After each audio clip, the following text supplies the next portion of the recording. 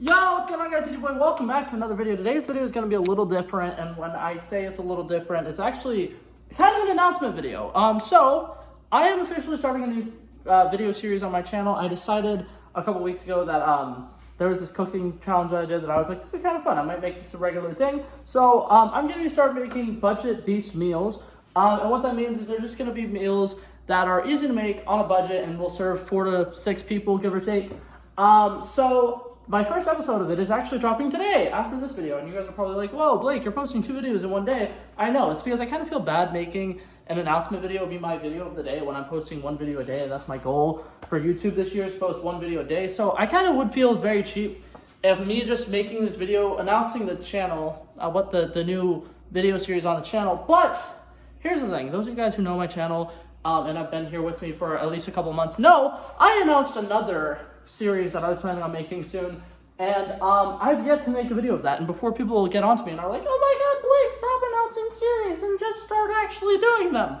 Well, the first episode of that drops tomorrow. So for those of you who do not know, that is a totally different series. I'm kind of all over the place with my YouTube channel right now. I'm trying to make it more in one spot. But here's the thing, I love cooking and I love sharing cooking videos, but I'm the kind of person where I'm not going to go to culinary school because I don't want something that I enjoy doing to become my job. I don't want it to become something that I have to do every single day. And I get that as somebody who loves cooking. Some days you are just not in the mood to cook. So I don't want to make my entire content cooking videos, especially when I have some people who might not like cooking, they might not be as good at cooking, and they might not want to cook.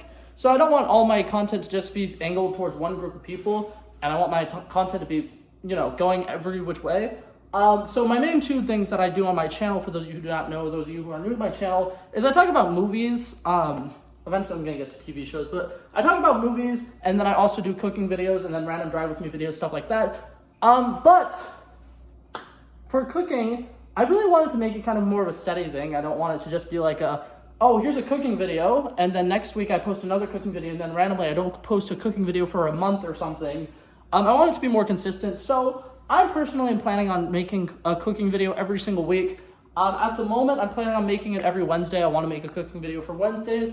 That's just a kind of tangible schedule that might change.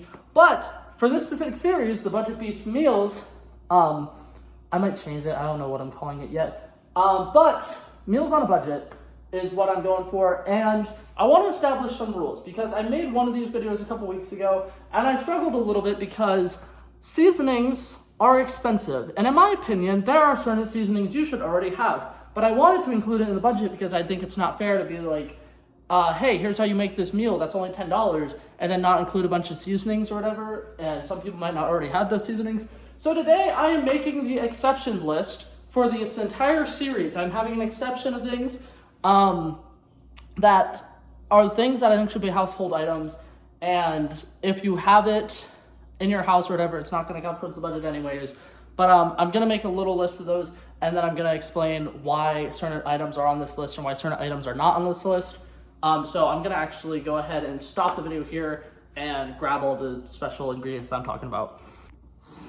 Okay, so first up, my first exception here that I'm including, this is a cooking agent. This is something you should already have in your house. A lot of people do not have the luxury of having nonstick pans. I do, luckily. But if you've ever cooked without nonstick pans, you know it is almost impossible without olive oil or butter. And both of these things are things that are sold in relatively big quantities. You can't buy a tiny little thing of olive oil. So if you're getting a thing of olive oil, you might only use a couple drops of it, but you have to buy an entire thing that's about this big, and it's about $4 or $5.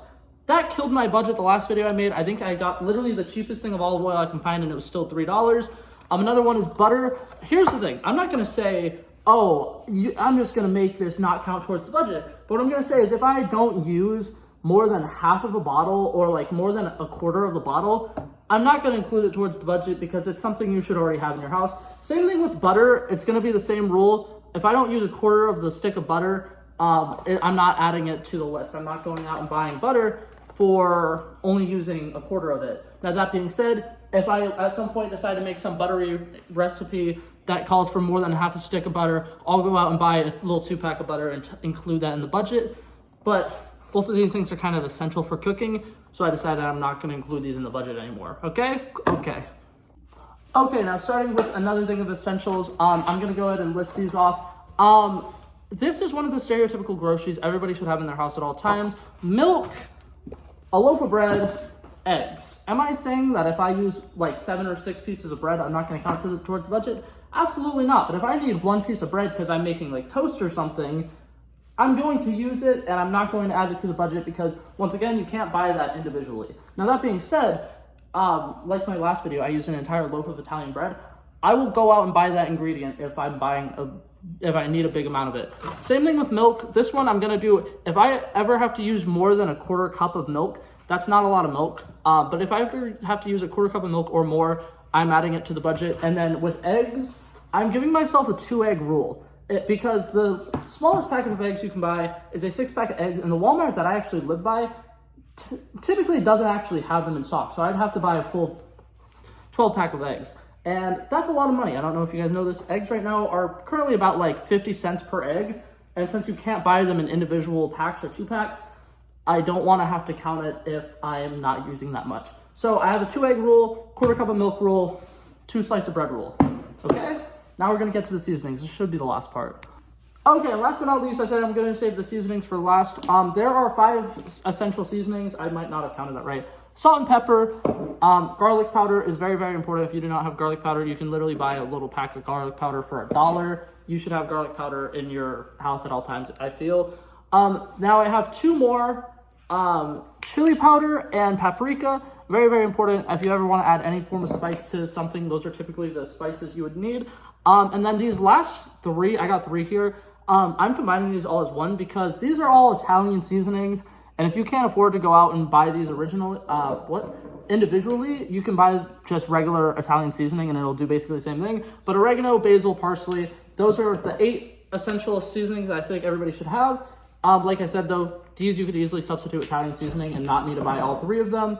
Salt and pepper, I feel like, are household items if you don't regularly have salt and pepper.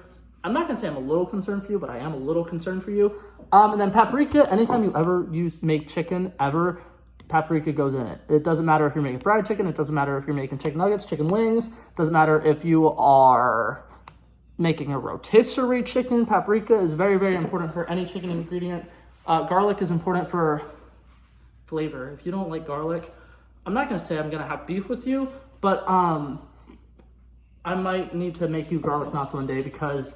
Are you okay? What is wrong with you? Like, why do you have like a personal vendetta? Are you okay? Never mind. I'm not gonna become Therapist Blake here, but I'm a little concerned if you don't like garlic. Garlic powder, as an Italian, I will put garlic powder on literally everything. So that's something that I might actually need to add to the budget sometimes. Because here's the thing: I don't want to add seasonings to the budget if I'm using just a little bit of them. Because here's the thing: a full pack of seasoning is $1, right? Something that's about this big is about $1 at Walmart, right? Very rarely do you use more than 1/8 of a thing of seasoning in a single recipe, so I don't want to include it. Anyways, my mother came home, so my audio is absolutely fricked up here, but this was actually the outro for this video, and I just want to say thank you guys so much for watching it. Hopefully you guys enjoyed it, and I will see you guys in the next one. Peace out.